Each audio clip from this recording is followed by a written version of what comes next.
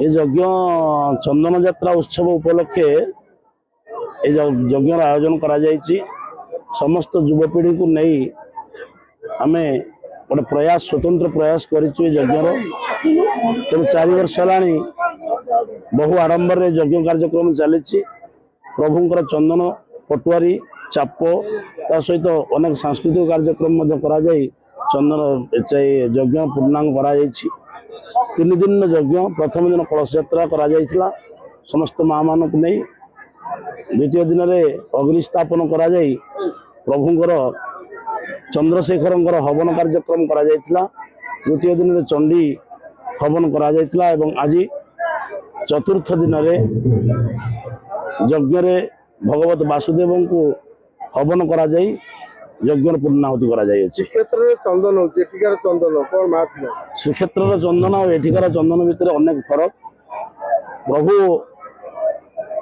केबेठारू एठी चंदन करा कहीं तो कहि परिबेनी किंतु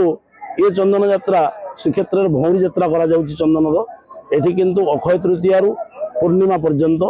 श्रीक्षेत्र भौरी यात्रा एटा चंदन यात्रा चंदन रे प्रभु नौका विहार करने जाती नदी की एवं नदी पटुआर करी 9 थर पटुआर करी आसी मंडप विराजमान करती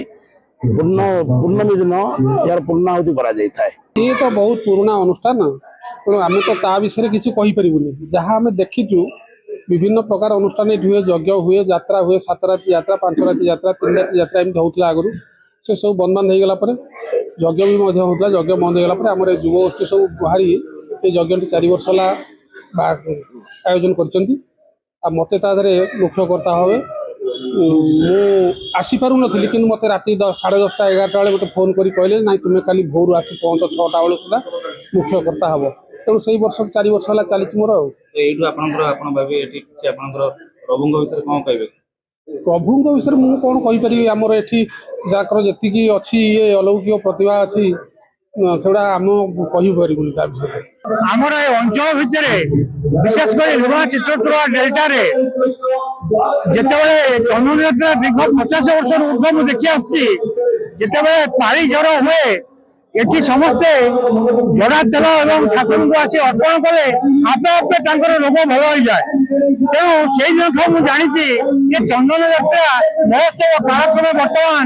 से दिनात्मक विश्व शांति महायज्ञ परिणत होती गत वर्ष आप जानी जिते आमर पहलगाम जो असुविधा घटला काश्मीर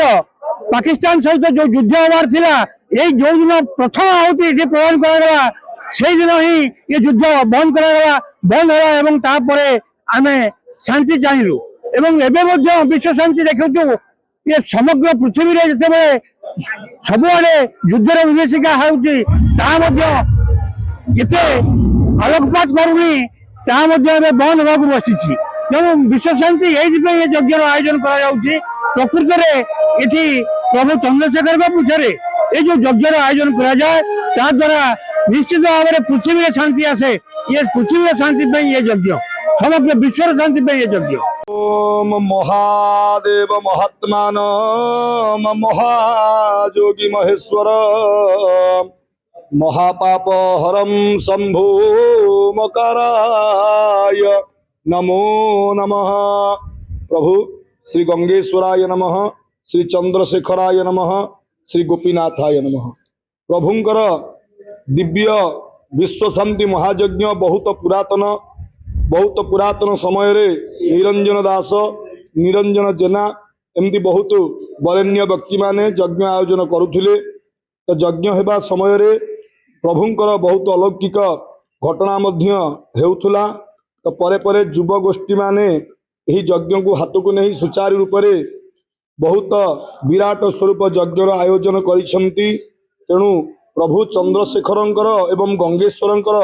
अनेक महिमा रही। प्रभुंक कृपारु यज्ञ सुचारू रूप से कर्मकर्ता मानकर अक्लांत परिश्रम रे संपादन हेउछि। समस्तंकु